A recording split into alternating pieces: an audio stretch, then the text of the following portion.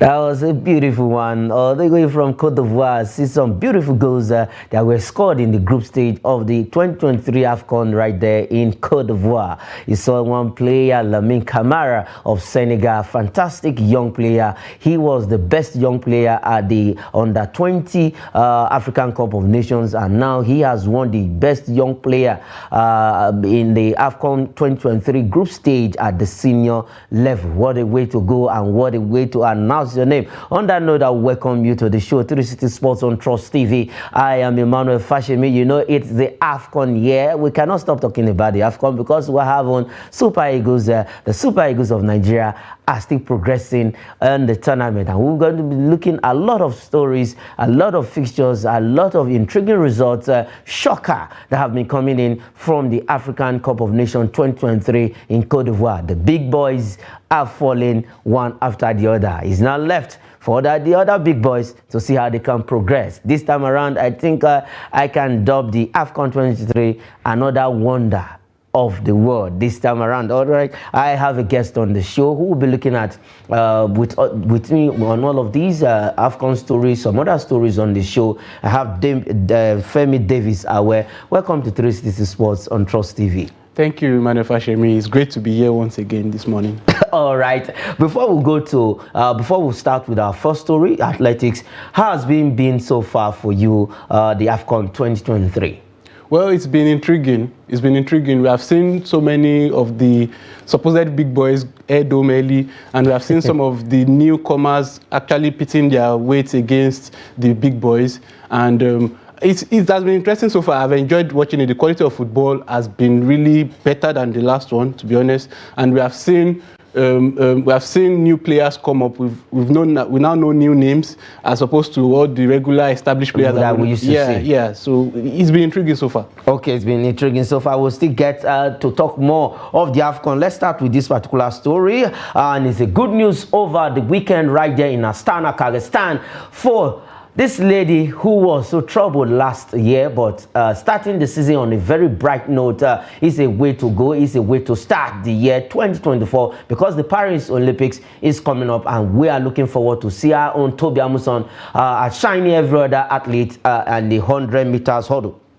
Over the weekend, she broke a 25-year record set by Glory Alozie in 1999, 7.82, but now 7.77 seconds she ran in Astana at the 60 meters indoor competition in Kazakhstan. And for that feat, the sports minister, John Owan Enoh, that's our own Senator Owan Enoh, has come out to actually heap praises on Tobi Amusan, congratulated her for achieving this feat. 25 years record of Glory Alozie, broken, not just broken, shattered, smashed by Commonwealth champion, world champion, African best, name it. All of the records are with Tobi Amusan right now.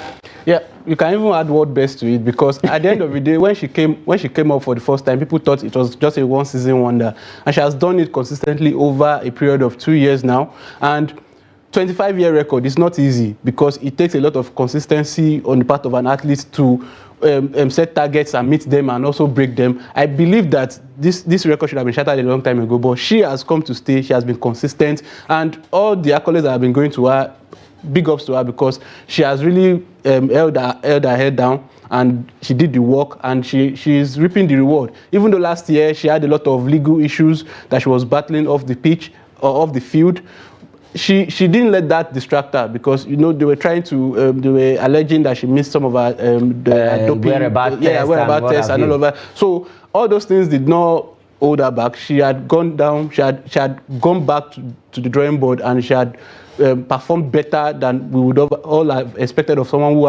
who had such a legal battle last year. And I'm happy for her. It's 25-year record. I didn't even know, as at the time when the last record existed, I was in my nappings running about.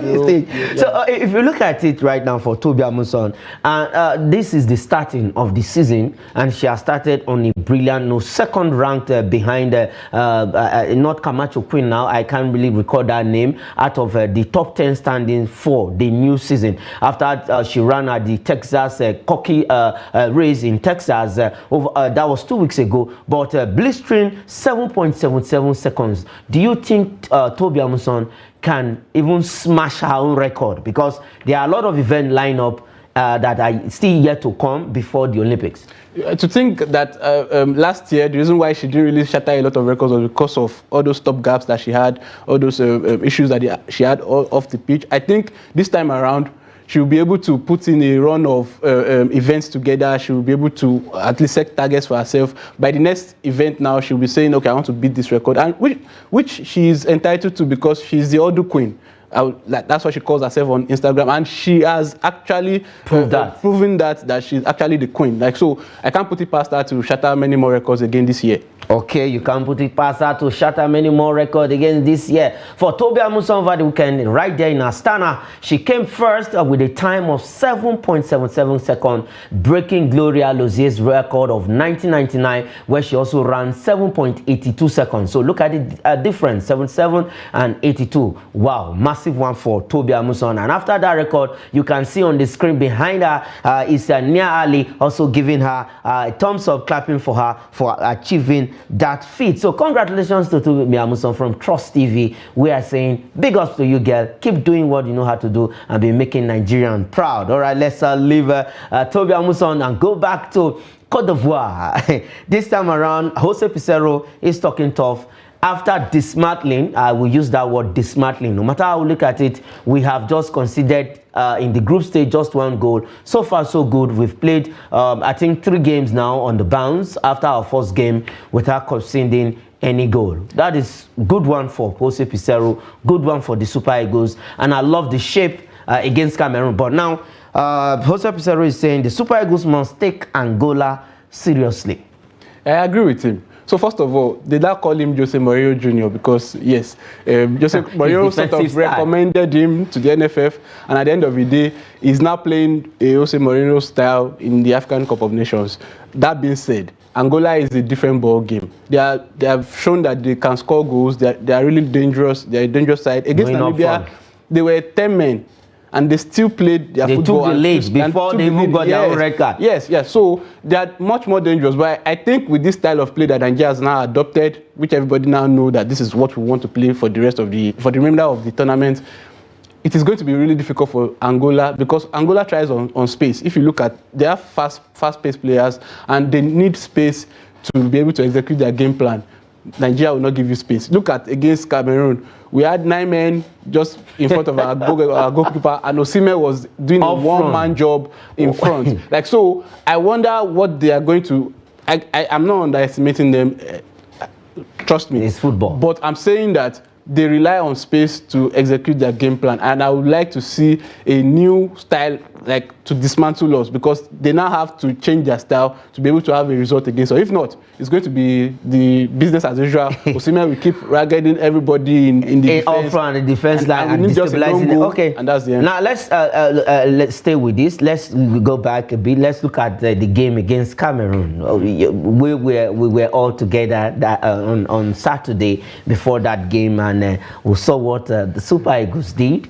If you look at it in a way, for the Super Eagles of Nigeria, trust me, nobody actually gave them this chance to get to where they are now. Sincerely speaking, a lot of Nigerians didn't give the Super Eagles chance to even get to the next round. Some person, because we are in the same group with host country, we were going to go out of that group, and if eventually we qualify, we might not even go far. But here we are, quarterfinal. And against Cameroon, what was the best side of you in that game?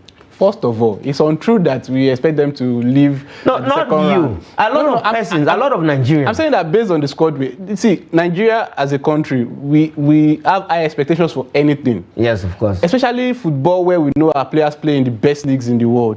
We know that we have the quality to actually win the Nations Cup, every single Nations Cup. That's the kind of pressure just that like Nigeria. City. Yes, that's kind of pressure Nigeria puts on you as an individual. Like, so, the team is capable of performing. The problem was they weren't performing to their optimum best. You understand? Like, they were not performing. So the problem was now a situation of, even though we had the best players, we couldn't really perform. So yes, Nigeria is now getting the results, which I like it because we don't have a pattern. Yes, so now we have a pattern, which is don't concede, score a lone goal and defend it, which is not bad. Because if you want to win a title, you can win it whatever way you want. We saw Greece did it in 2004. One go till the final. They defeated Portugal in the final in Lisbon. 1-0. And once they get that goal at a particular time of the game, from 60, between 60 and 70, that is when they score that goal in all of the competition. And once it's a set piece, the guy just pops up and put the ball into the back of the net from corner kick. All their goals were from set pieces.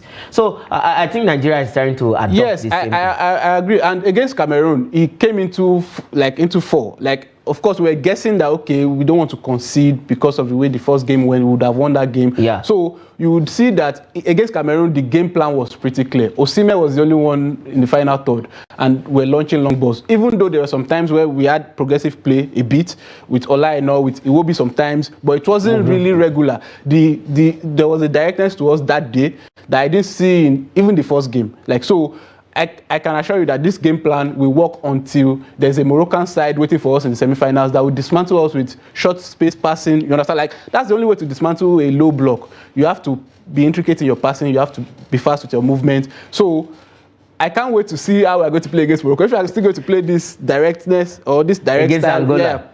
No, against Angola. No, I'm saying against Angola we are fine, to be honest. But against Morocco in the semi-finals, if we progress past Angola, it will be a very difficult style to play against them. Okay, it's going to be a very difficult style to play against them. Jose Pizarro has said that the Super Eagles team, his team, should take Angola seriously. We're still talking about the AFCON and all that have been happening in Cote d'Ivoire for the past 1 week plus, and it's a good thing that our Super Eagles is in the round of 16, and from the round of 16 they are into the round of 8, that is the quarterfinal, and we'll be playing against Angola on Friday. We're still talking about before we go to results of games that were played on Sunday. Let's quickly take this story because this is a disturbing one for me, and personally I didn't like how that story was coming in from Cote d'Ivoire. CAF picked Osimhen for dope test. After that, his energetic performance against the Cameroonians, now CAF is now looking, I don't know, they are sniffing around. That is how they started with Tobi Amusan. Now they are sniffing around because of the way he was bullying the Indomitable Lions defense.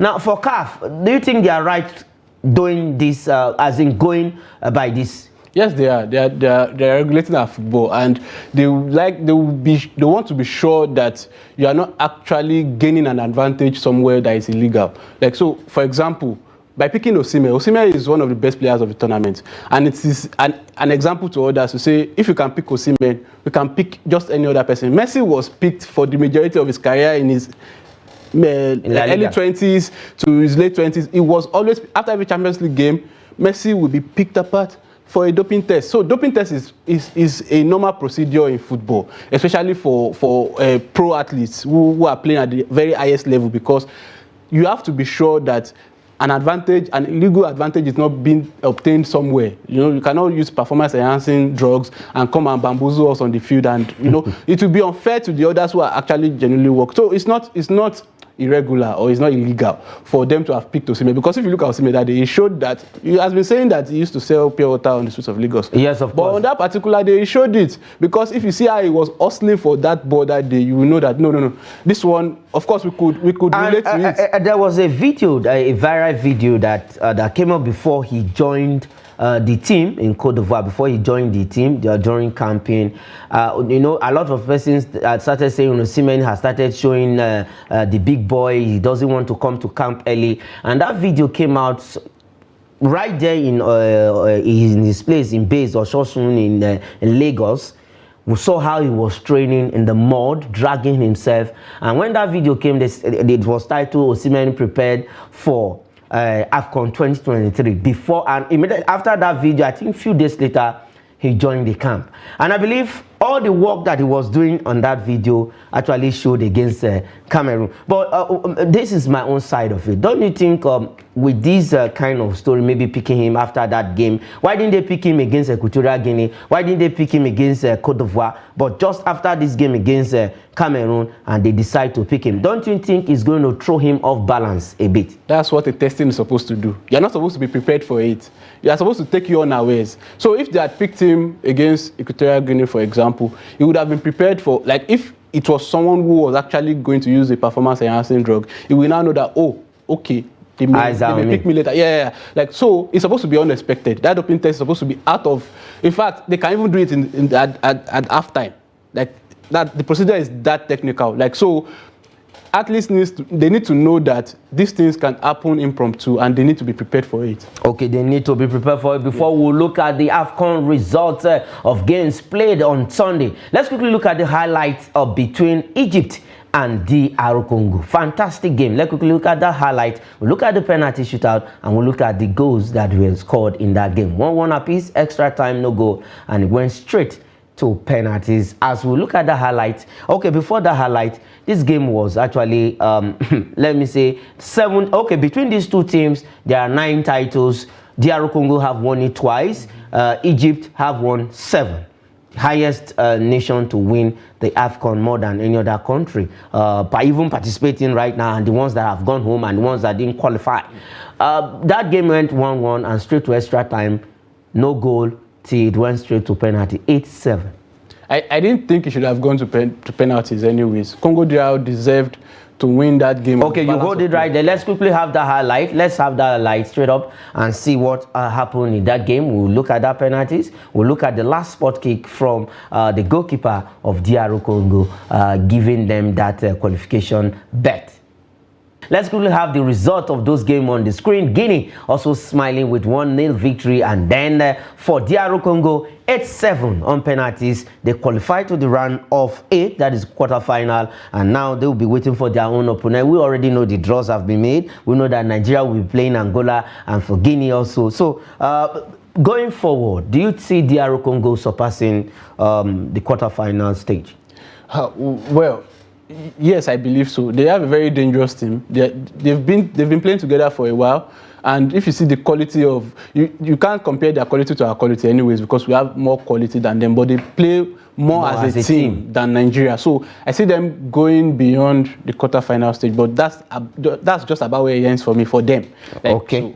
All right, let's see how it goes. We will talk more of the AFCON on the evening show. Okay, let's go straight to Europe. Let's quickly run over the FA Cup 4th round result that was played in England. There were games in the FA Cup 4th round in England, and let's quickly have those results now. West Brom lost to Wolves 2-0 at home, and then Watford and Southampton, they are going to play a replay courtesy of Emmanuel Dennis goal. He got them level, and it was 1-1 against Southampton. Liverpool trashed Norwich City 5-2, while Manchester United came at least they also came back because they took the lead. Newport County came back and took the lead before they started rallying around to get those goals. Anthony getting 1 goal, Fernandez and co. 4-2 it ended at Newport County. All right, let's leave the FA Cup result and look at this fantastic story. It concerns tennis, and I'm happy that a new name has been written on that giant trophy of the Australian Open. So many persons say I'm beefing Novak Djokovic. I'm not beefing him. I just want others to win. For Yannick Sinner, the Italian 4th seed, he beat 3rd seed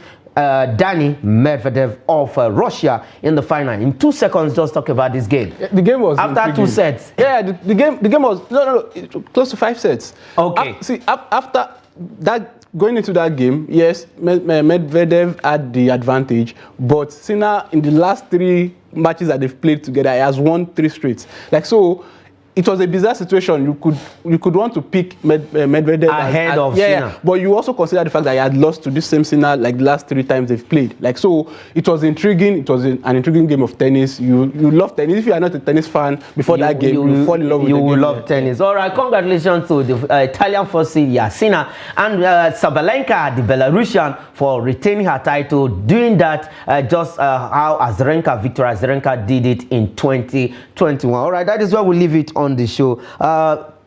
Femi Davis, our sport lawyer, thanks for coming on the show. I hope you you help us to look at this case against Victor Osimhen. They should stop. No. As long as he's not doing anything untoward, I don't think he has anything to worry about. Okay, you don't think he has anything to worry about? That is why we'll leave it on the show. 360 Sports on Trust TV. I am Emmanuel Fashemi saying thanks for watching.